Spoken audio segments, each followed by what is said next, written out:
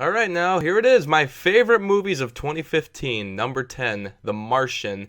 A surprisingly funny movie that has the best soundtrack of the year. This is a beautifully shot film with a large, diverse cast, all with great chemistry.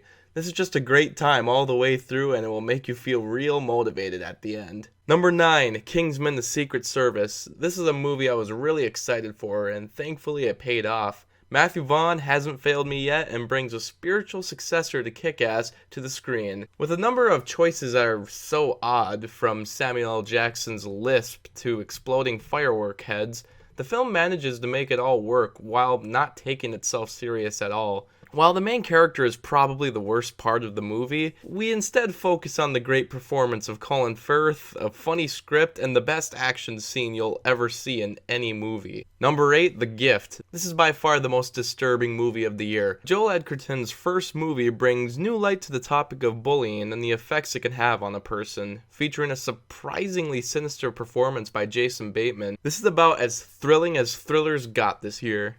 Number 7, Jurassic World. The only truly 100% popcorn film on this list. Here's a film that astounded me by how fun it was. The two other sequels to Jurassic Park were some of the most boring films ever made, and made me declare that Jurassic Park just can't have a good sequel.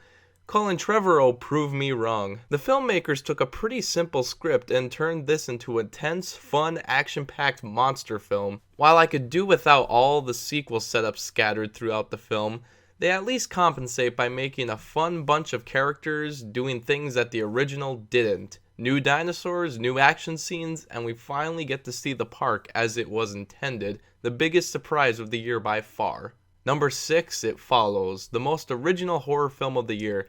While it definitely has a lot of the problematic tropes that all horror films have, it still sticks to an original script with great cinematography. This is an exciting movie, and honestly, I'm not going to keep talking about it because I don't want to spoil it. I would say just go see it. Number 5, Steve Jobs, a movie that deserves way more attention than it got. This is basically a 3-act play with tons of good performances, fast dialogue, and gives us probably not an accurate but still interesting look into one of the smartest men of our time. With great music and an Oscar-worthy performance by Michael Fassbender, this is a pleasing film to see and gives the biopic genre a whole new meaning. Number 4, Bridge of Spies. This is Spielberg's best film since Catch Me If You Can.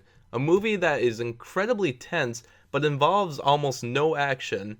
Strangely enough, it was written by the Coen brothers, and you can definitely see their humor scattered throughout. Who knew that Spielberg and the Coen brothers would be such a good mix? This is a movie not about good and evil, but rather about simply doing what is right, and the challenges of situations and differing opinions and all that goes with it.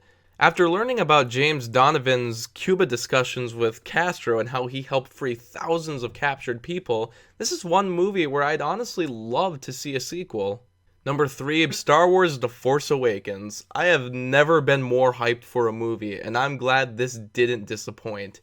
I've already seen it 5 times and have liked it more each time. It goes back to what Star Wars is, a story that puts you right into the action, with tons of backstory that we learn about as we go. The new characters are great, the script was funnier than expected, and Harrison Ford gives, honestly, one of the most enjoyable performances of his career. While it does copy a lot of the original Star Wars trilogy's story beats and plays it a little too safe, this is still just the most enjoyable movie of the year, with beautiful effects, and it gets me excited for the future of my favorite film franchise. Number 2, Inside Out, the most mature film from Pixar yet. They take a complicated idea about emotions and turn it into an emotional film, and actually it's quite funny as well. With some of the most creative scenes that you'll ever see, this is a movie where every character is interesting and takes every single opportunity that is offered. This film is scattered with humor, but has also a very important and honestly unique moral. This is my favorite Pixar film since Up, and they prove once again why they are the best animation studio working today. Before the number 1 pick, here's some other movies that I thought were really good. Minions and Spy were some of the funniest movies this year. The Visit was a huge surprise and a great addition to the horror comedy genre. Creed was the other seventh film in the series that started in the 70s that wowed everybody and was the best Rocky film since the original. The Good Dinosaur, which kind of went underappreciated, was a fun adventure film that was almost like a Western movie that had amazing animation and a feel-good story and was just really cute.